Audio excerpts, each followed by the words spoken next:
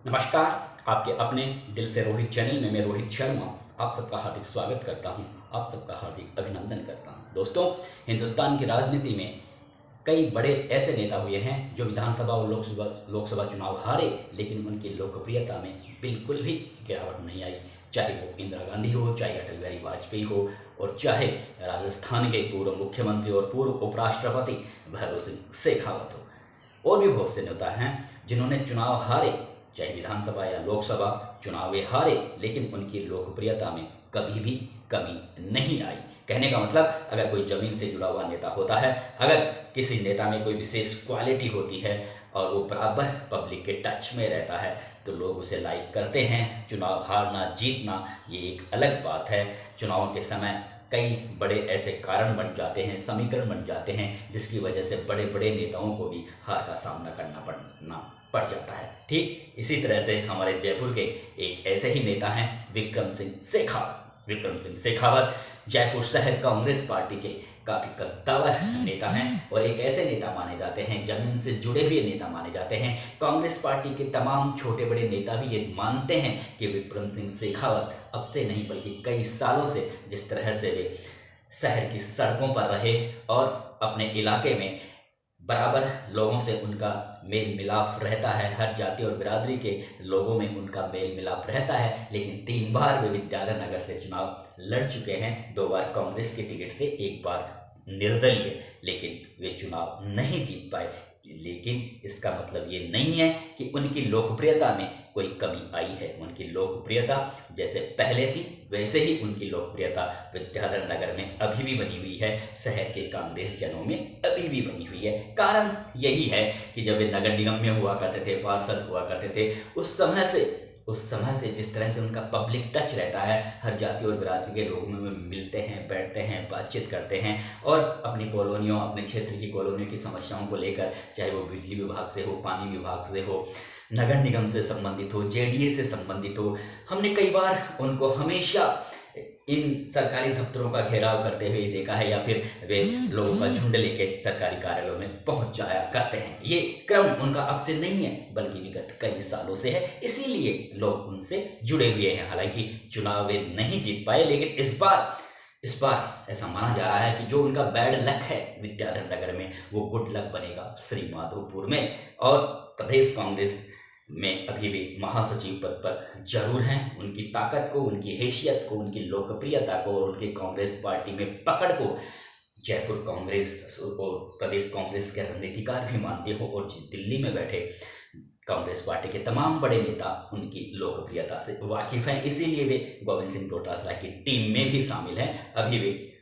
प्रदेश महासचिव पद पर तैनात हैं, लेकिन मेरे पास में एक ऐसा इनपुट मिला है कांग्रेस पार्टी से, दिल्ली में बैठे कुछ कांग्रेस नेताओं से मेरी जो बातचीत हुई है उसके आधार पर मैं आपके सामने ये एक विशेष तथ्य पेश करने जा रहा हूं कि विक्रम सिंह शेखावत श्री माधोपुर से कांग्रेस पार्टी के प्रत्याशी हो सकते हैं। करीब करीब उनको टिकट देने के लिए दिल्ली में आम सहमति बन गई है, और हो सकता है जब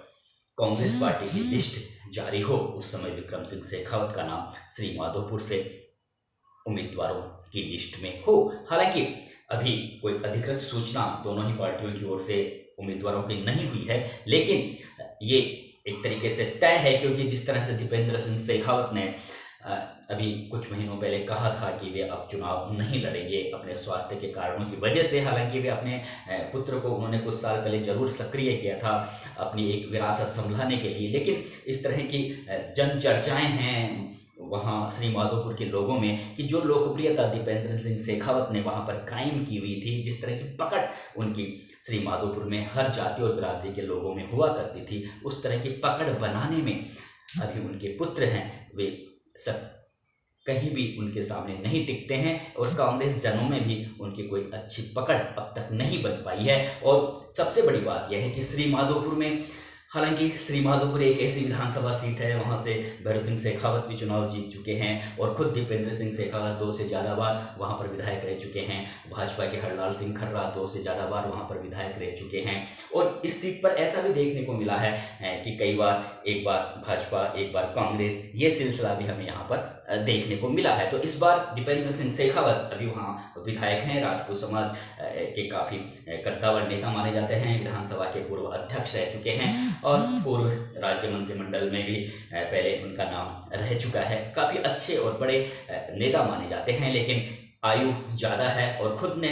पांव खींच लिए हैं चुनाव लड़ने से अपने स्वास्थ्य कारणों की वजह से। तो फिर निश्चित रूप से यहाँ पर कांग्रेस पार्टी किसी नए चेहरे को और एक ऐसे जिताऊ और मजबूत उम्मीदवार को, कैंडिडेट को वो यहाँ पर चुनाव टिकट देने के बारे में सोच रही है। और उसमें जब पिछला चुनाव विक्रम सिंह शेखावत ने विद्याधर नगर से निर्दलीय चुनाव लड़ा था, तो उस समय भी उन्होंने 52,000 के करीब वोट हासिल किए थे। तो जो उनकी पकड़ है विद्याधर नगर में ही नहीं, हालांकि वे श्री माधोपुर के मुंड्रू गांव के रहने वाले हैं, और जब उन्होंने पिछला चुनाव हारा था तो उन्होंने सोच लिया था कि विद्याधर नगर में उनका जो ये बैड लक है, ये सिलसिला यहाँ पर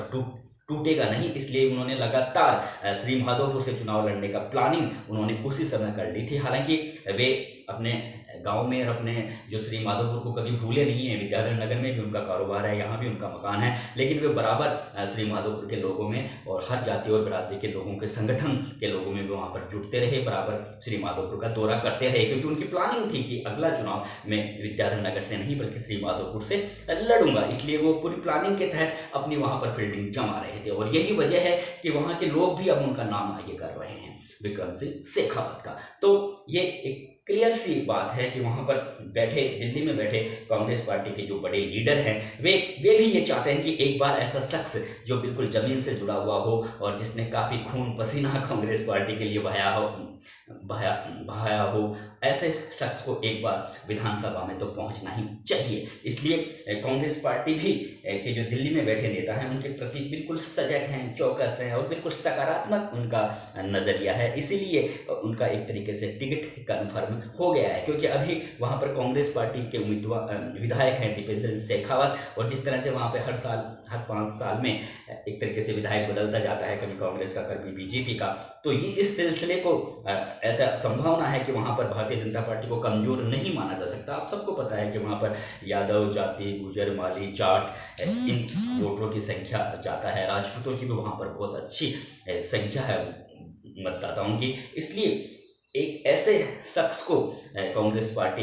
टिकट देना चाहती है जो हर जाति और बिरादरी के लोगों में और जिसकी अच्छी पकड़ हो। तो इसमें विक्रम सिंह शेखावत बिल्कुल वहां पर खरे उतर रहे हैं। हालांकि बलराम यादव मतदाताओं के आधार पर उन्होंने भी तगड़ी वहां पर दावेदारी ठोकी हुई है, लेकिन ऐसा बहुत कम संभावना है, क्योंकि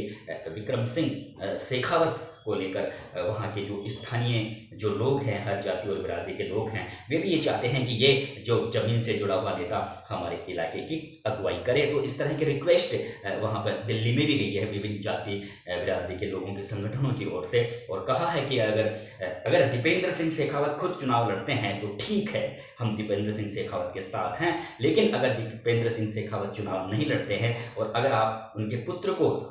टिकट देते हैं, इस तरह की चर्चाएं हैं, इस तरह की बातें वहां पर दिल्ली में पहुंची हैं, तो पुत्र चुनाव नहीं जीत पाएंगे। इसलिए आप विक्रम सिंह शेखावत को अगर आप वहां से टिकट देंगे तो निश्चित रूप से कांग्रेस पार्टी इस सीट को बचाए रखेगी आगामी विधानसभा चुनावों में। तो अब देखना यही है कि विक्रम सिंह शेखावत का जो बैड लक विद्याधर नगर में बना हुआ है, तो वो बैड लक हो सकता है श्री माधोपुर में जाकर गुड लक बन जाए। और ये मीडिया पर्सन के दिल की बात भी है, कांग्रेस जनों के दिल की बात भी है। और मैं आपको बताता हूँ कि भारतीय जनता पार्टी के कई नेता भी ये कहते हैं कि यार ये जो बंदा है, ये जो भले ही राजपूत बिरादरी से ताल्लुक़ रखते हों, लेकिन हैंकड़ी, राजपूतों वाली हैंकड़ी इस नेता में बिल्कुल भी नज़र नहीं आती। और जिस तरह से वे सहज सरल और सौम्य तरीके से लोगों से मिलते हैं, तो हर कोई ये चाहता है कि एक बार ये बंदा विधानसभा में पहुँचे। और ये जो तमन्ना है ये कांग्रेस पार्टी के बड़े लीडरों की भी हैं जो वहाँ पे दिल्ली में बैठे हुए हैं। इसीलिए पूरा मन बना लिया है विक्रम सिंह शेखावत को टिकट देने का श्री माधोपुर से। अब देखना यह है कि विद्याधर नगर में जो बैड लक बना हुआ है, क्या वो गुड लक विक्रम सिंह शेखावत का श्री माधोपुर में बनेगा। ये काफ़ी देखने वाली और दिलचस्प वाली बात होगी। वैसे भारतीय जनता पार्टी वहाँ पर कमज़ोर नहीं है, इसलिए कांग्रेस पार्टी को काफ़ी सोच समझकर वहाँ पर निर्णय लेना होगा। और अभी तक जो नाम वहाँ पर आए हैं सामने, उनमें विक्रम सिंह शेखावत के नाम में वहाँ के लोगों ने भी काफ़ी एक तरीके से लामबंदी की हुई है कांग्रेस पार्टी के टिकट के लिए। तो ये सब तय सा है कि विक्रम सिंह शेखावत इस सीट को कांग्रेस पार्टी के लिए फिर से निकाल सकते हैं, अगर दीपेंद्र सिंह शेखावत खुद वहां से चुनाव नहीं लड़ते हैं तो। नमस्कार दोस्तों।